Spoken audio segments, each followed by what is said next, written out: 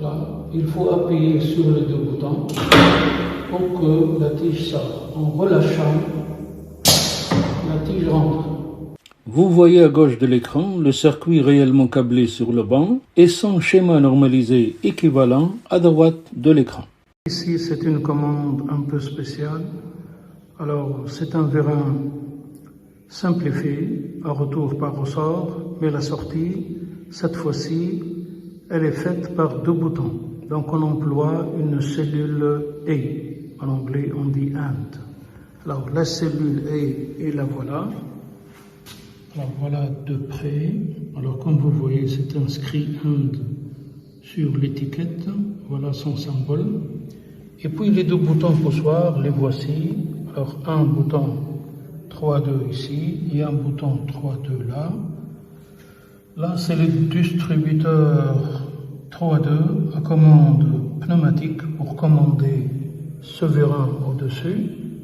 Alors, tout simplement, cette fois-ci, ce circuit, il est assez astucieux. Bon, on l'emploie toujours pour les machines où il y a un danger de laisser une main libre. C'est comme par exemple, les machines qui possèdent des cutters ou bien des petites presses, etc. Donc, il ne faut pas laisser une main libre. Donc, on oblige l'opérateur à appuyer, ou plutôt à employer ses deux mains pour faire descendre le vérin. Alors, voilà, on va vous montrer l'opération réellement. Ici,